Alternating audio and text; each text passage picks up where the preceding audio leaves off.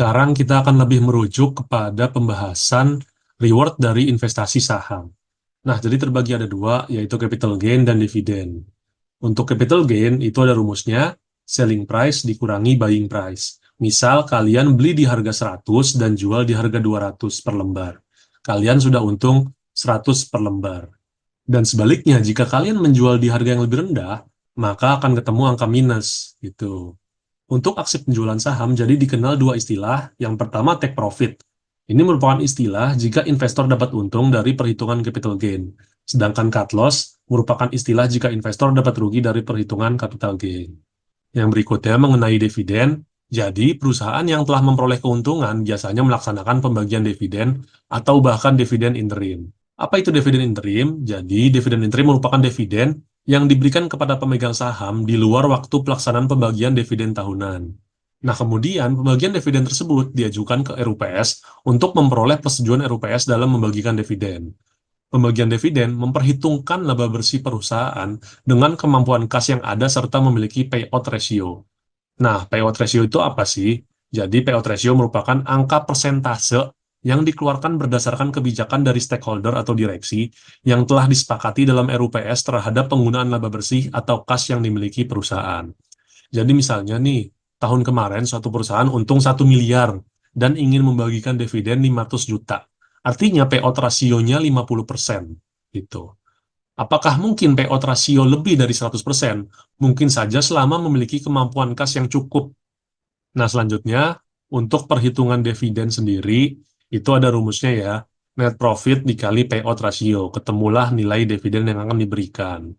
Nah, untuk dividen per share gimana? Angka dividen tersebut dibagi dengan jumlah saham yang beredar. Kemudian ketemulah angka dividen per share. Nah, kemudian dividen per share ini bisa dihitung yield-nya. Apa sih dividen yield? Jadi ada rumusnya, dividen per share dibagi buying price. Misalnya, kalian memperoleh dividen 100 per lembar dengan harga beli 1000. Nah, artinya dividen yield kalian 10%. Dividen yield ini bisa dikatakan sebagai return kalian dalam tahun ini.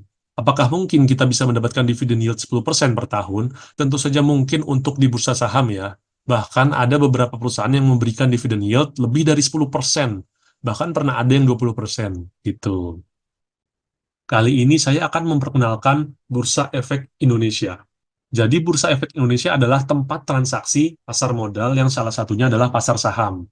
Nah, saham sendiri merupakan bukti kepemilikan perusahaan yang dihitung dalam bentuk lembar. Dulunya, saham itu berbentuk surat berharga fisik. Dengan seiring perkembangan zaman, telah berubah menjadi surat berharga dalam bentuk elektronik yang diperjualbelikan secara online real-time. Jadi, jika kalian pernah menonton film The Wolf of Wall Street, nah itulah gambaran bagaimana pasar saham pada zaman dahulu.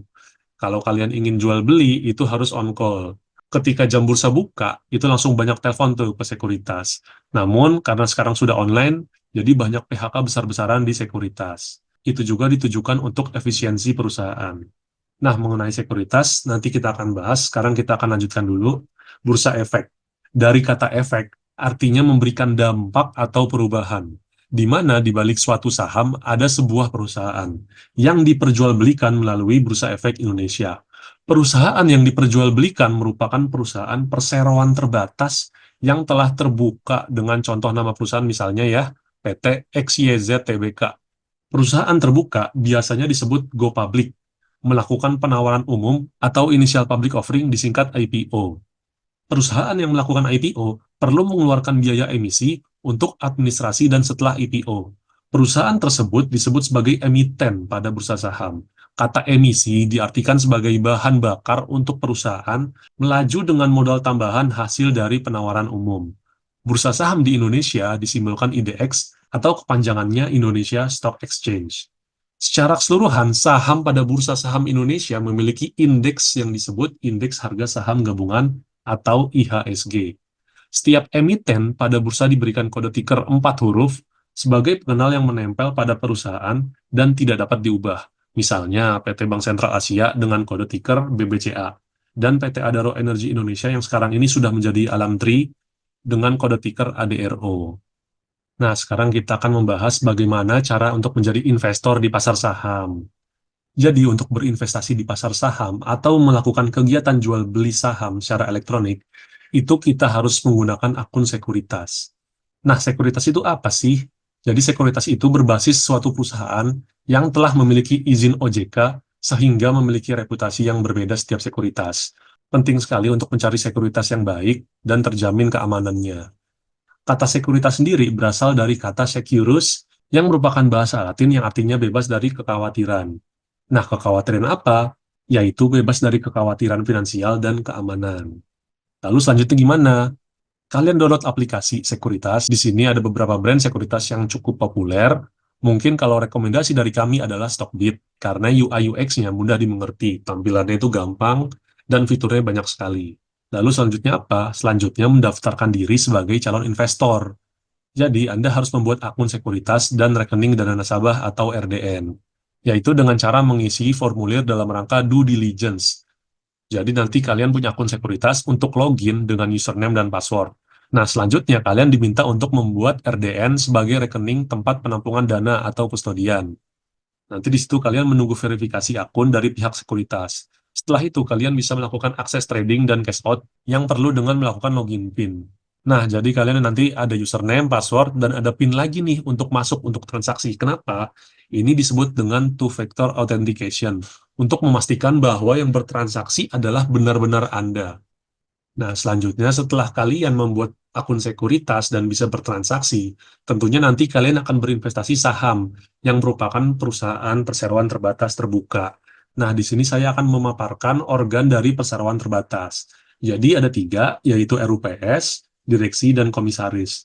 RUPS ini tingkat paling tinggi, direksi dan komisaris ini adalah pihak manajemen yang fungsinya check and balance.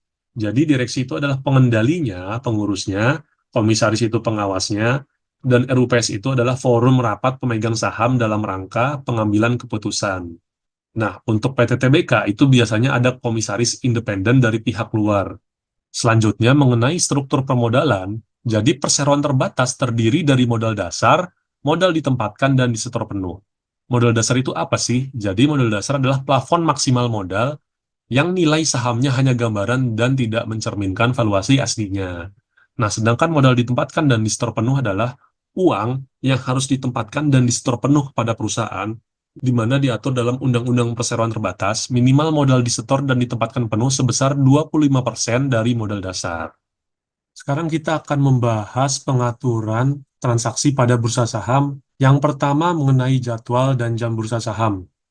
Bursa saham buka hanya di hari kerja, jadi kalau hari libur atau libur nasional itu tutup, dan buka itu untuk dua sesi, Senin sampai Kamis dan Jumat itu berbeda ya. Jadi untuk Senin sampai Kamis, sesi pertama itu dibuka dari jam 9 sampai 12 siang, lalu dilanjutkan jam setengah 2 siang sampai jam 4 sore. Sedangkan pada hari Jumat, sesi pertama itu jam 9 sampai setengah 12 siang, karena ada sholat Jumat ya, lalu dilanjutkan lagi jam 2 siang sampai jam 4 sore. Itu. Nah, untuk pra penutupan, random closing, pra pembukaan, itu nanti kalian bisa pelajari lebih lanjut ya.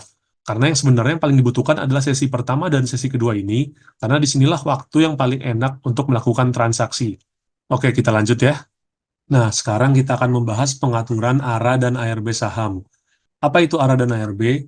Jadi ARA adalah auto reject atas, dengan ARB adalah auto reject bawah. Batasan naik turunnya suatu saham dalam harian, oke? Jadi nggak bisa tuh dalam satu hari, oh tiba-tiba naik 100% itu nggak bisa, ada batasannya. Nah, jadi tipenya ya, mulai dari efeknya, saham papan utama, ekonomi baru dan pengembangan, dengan rentang harga 50 sampai dengan 200, itu batas ARA-nya 35% dan ARB-nya 15%. Sedangkan untuk harga lebih dari 200 sampai dengan 5.000, itu ARA-nya 25%, ARB-nya 15%. Lalu untuk harga yang lebih dari 5.000, ARA-nya 20%, dan ARB-nya 15%. Nah, untuk saham papan akselerasi dan watchlist bursa ini maksudnya adalah dalam pemantauan khusus ya. Misalnya sahamnya ini lagi dipantau nih, karena sesuatu hal di mana mereka masuk ke dalam papan pemantauan khusus. Oke, di sini ada rentang harga 1 sampai 10, itu batas arahnya adalah 1 perak dan ARB 1 perak. Lalu lebih dari 10 perak itu arahnya 10% dan ARB-nya 10%. Gitu. Sekarang kita masuki running trade dan fraksi harga. Nah, untuk perdagangan di pasar reguler dan pasar tunai, harus dalam satuan perdagangan round lot atau kelipatannya. Satu lot itu berjumlah 100 lembar. Ini telah diatur dan dapat berubah sesuai ketentuan bursa. Oke? Sedangkan di pasar negosiasi, kalian bisa beli dalam satuan perdagangan, tidak harus dalam satu lot. Oke? Nah, selanjutnya kita akan membahas running trade. Jadi di sini saya ambil contoh saham MDKA, di mana kalian bisa lihat di sini ya, ada frekuensi, lot, bid, offer, lot, frekuensi. Maksudnya apa sih? Jadi bid ini adalah permintaan yang mau beli. Jadi kalau kita ingin beli saham dengan harga yang lebih murah dari harga pasar, itu akan masuk ke bid. Sedangkan offer adalah penawaran dari si pemilik barang, dia mau jual di harga berapa. Oke, jadi gini, ketika kalian ingin membeli di harga 2060, kalian akan langsung mengambil barang yang ada, karena sudah ada offernya. Sedangkan jika kalian ingin beli di harga 2050 atau ke bawah, kalian harus antri. Gitu. Bagaimana sistem antrinya? Nah, untuk harga 2050 ini ternyata ada 12.624 lot antriannya dengan frekuensi investor sejumlah 54 orang. Begitupun ke bawahnya, di harga 2040 terdapat antrian 8.039 lot dengan antrian 44 investor gitu. Nah, begitupun dari sisi penawaran, ada nih 11 orang yang menawarkan dengan akumulasi 2.171 lot di harga 2060 gitu. Jadi kalau kalian ingin beli barang langsung dapat, kalian pasang aja harga yang di kanan atas gitu. Sedangkan jika kalian ingin antri, ya kalian taruh aja angka di mana, tinggal tunggu gitu. Nah, di sini di bawah ada total akumulasi ya, frekuensi dan lotnya. Dan di sini bisa menggambarkan supply and demand ya. Oh, ternyata demand-nya lebih dikit dari supply. Supply yang mau jual lebih banyak daripada demand yang mau beli gitu. Ini tergambar ya gitu di running trade. Nah, kalau kita tarik ke atas nih, ada open di harga 2090, berarti penutupan kemarin itu di harga 2090. Dan harga tertinggi hari terakhir itu di 2130 dengan harga terbawah 2020. Dengan frekuensi buying 38,7 miliar. Oke? Dengan harga previous 2090, arahnya itu ke 2580 dan ARB-nya ke 1760. Total lot yang ditransaksikan sejumlah 397.000 dengan valuasi 82,3 miliar dengan average 2068 harganya. Oke, dengan frekuensi transaksi 7.324 itu. Jadi kalian sudah bisa melihat gambaran dari running trade, oke? Dan kalau kita lihat di sini ya, ada warna kuning, merah, hijau. Kuning itu berarti harga open, hijau itu artinya hari ini dia naik, kalau merah itu hari ini dia turun. Jadi ini transaksinya sedang berjalan gitu. Nah, selanjutnya kita akan membahas fraksi harga, oke? Fraksi harga itu apa sih? Jadi kenaikan suatu saham itu per tik. Maksudnya apa itu per tik? Jadi saham itu kalau naik, tidak langsung gede naiknya, pasti ada perakannya, berapa perak gitu. Untuk harga di bawah 200, dia naiknya itu satu tiknya adalah satu perak gitu. Untuk rentang harga 200 sampai 500, itu 2 perak, 500 sampai 2000, itu 5 perak, 2000 sampai 5000 itu 10 perak. Kalau di harga 5000 ke atas, itu sudah 25 perak gitu. Oke, kita ambil contoh lagi ke kiri ya, misalnya nih MDKA, itu kan di harga 2000-an nih, ya kan? Masih 2000-an itu kan 2000 sampai 5000 itu naiknya 10, sedangkan 500 sampai 2000 5 perak. Kita bisa lihat di sini ya, 1995 naik satu tik 5 perak ke 2000. Sedangkan dari 2000 naik satu tiknya itu udah 2010.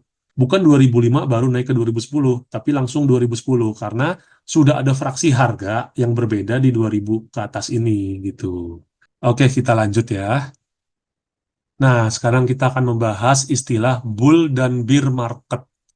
Oke, mungkin kalian sering mendengar istilah, wah lagi bearish nih market atau bullish nih market. Sebenarnya apa sih arti bearish dan bullish itu? Jadi kalau bullish itu menandakan pasar sedang mengalami uptrend atau market sedang naik. Nah, sebenarnya istilah ini ya diambil dari banteng yang menyerang ke atas gitu. Jadi memiliki filosofi bahwa pasar itu diserang ke atas gitu, naik terus, bullish. Berbeda dengan bearish ya, bearish itu beruang menyerang ke bawah. Secara filosofinya artinya market sedang downtrend gitu, karena beruang sedang menyerang ke bawah. Pasar lagi diserang nih ke bawah gitu, jadi market sedang bearish. Jadi inilah istilah umum yang harus diketahui mengenai bullish dan bearish terhadap market. Nah, itulah materi dari episode 1 mengenai investasi di pasar saham. Jadi, di sini ada pepatah dari Jack Ma yang mengatakan, cowards never start, loser never finish, winners never quit. Jadi, Jack Ma ini beranggapan bahwa pengecut itu nggak pernah memulai, dan yang kalah tidak pernah menyelesaikan, sedangkan pemenangnya adalah yang tidak pernah keluar dari market. Oke, sekian dan terima kasih.